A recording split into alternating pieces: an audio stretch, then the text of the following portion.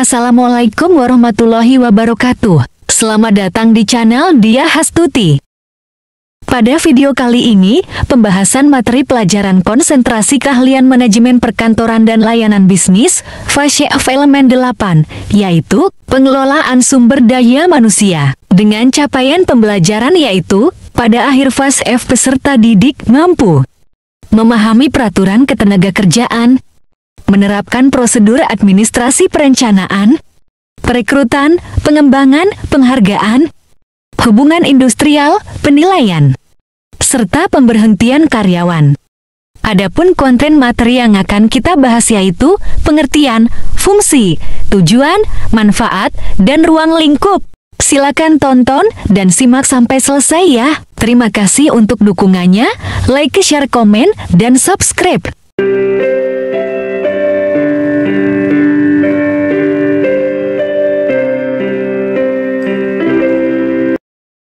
Kita awali pembahasan ini dengan pengertian manajemen sumber daya manusia.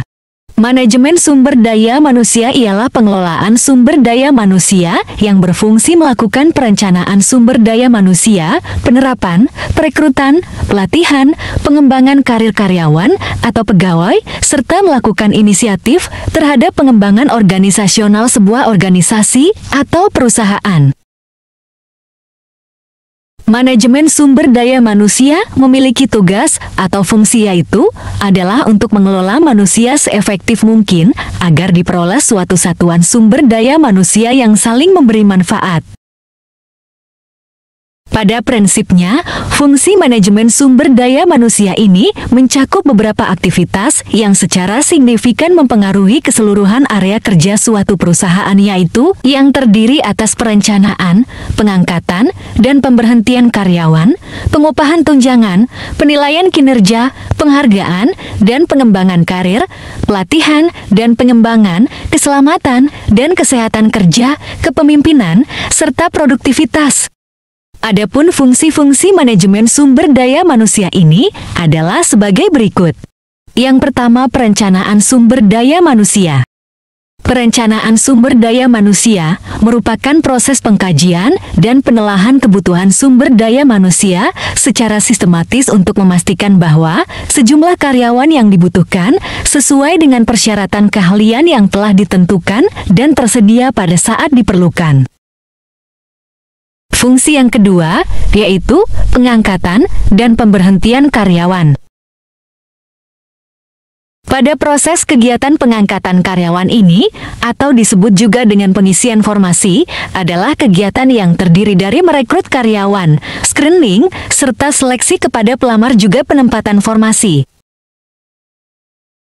Sedangkan kegiatan pemberhentian karyawan dilakukan ketika sudah berakhir masa jabatan atau masa kerjanya, maka perusahaan memiliki tanggung jawab harus melakukan pemutusan hubungan kerja dengan karyawan dengan sebaik-baiknya.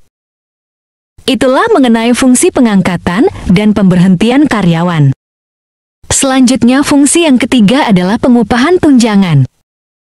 Upah pada dasarnya adalah mencakup keseluruhan penghargaan yang diterima karyawan atau pegawai sebagai hasil dari pekerjaannya. Upah bisa berupa uang yang diterima oleh seorang karyawan atau pegawai atas kinerjanya.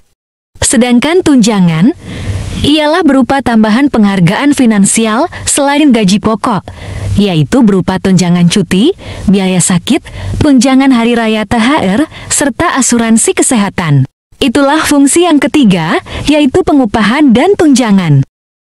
Selanjutnya, fungsi yang keempat adalah penilaian kinerja dan pengembangan karir. Penilaian kinerja terhadap karyawan atau pegawai ini untuk menentukan seberapa pantas penghargaan yang diberikan untuk karyawan atas kinerjanya sehingga bisa digunakan untuk acuan pengembangan karir.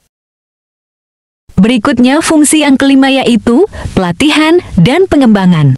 Pada fungsi ini, artinya bidang sumber daya manusia dapat memberikan pelatihan, kursus, workshop, serta mengkoordinir peluang-peluang di perusahaan dengan perencanaan karir karyawan atau pegawai.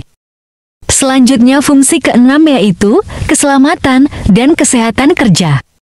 Untuk meningkatkan produktivitas, perusahaan tentu harus melakukan proses integrasi yang menghasilkan rekonsiliasi antar beberapa kepentingan yang memadai, sehingga tercipta peningkatan serta perbaikan kualitas fisik dan non-fisik di lingkungan kerja.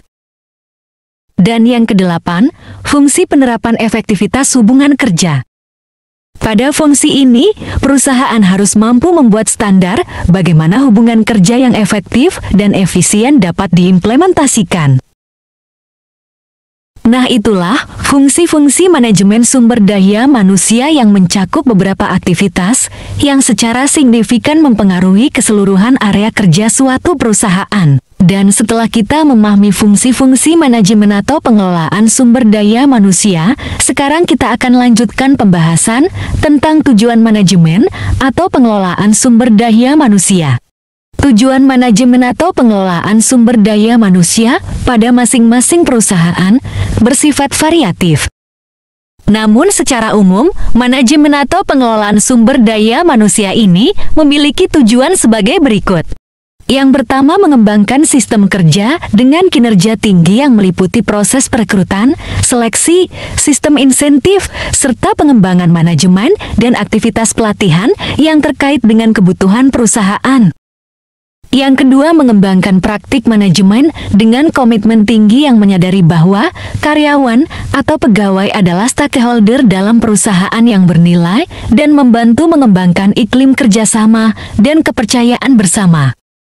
Yang ketiga, memastikan bahwa persamaan kesempatan tersedia untuk semua, artinya ada keterkaitan saling menguntungkan antara perusahaan dengan karyawan. Yang keempat, memastikan bahwa karyawan atau pegawai dinilai serta dihargai atas apa yang telah dikerjakan dan dicapai. Yang kelima, mempertahankan serta memperbaiki kesejahteraan fisik serta mental pegawai atau karyawan. Dan yang keenam, menciptakan iklim yang humanis, harmonis, serta produktif yang dapat dipertahankan antara manajemen dengan karyawan atau pegawai. Itulah tujuan pengelolaan atau manajemen sumber daya manusia. Semoga bisa dipahami penjelasan ini ya. Nah, demikianlah pembahasan kita hari ini mengenai pengelolaan atau manajemen sumber daya manusia. Terima kasih sudah belajar bersama saya Ibu Diah Hastuti. Semoga bermanfaat dan sampai jumpa pada video selanjutnya. Salam sehat untuk semuanya. Wassalamualaikum warahmatullahi wabarakatuh.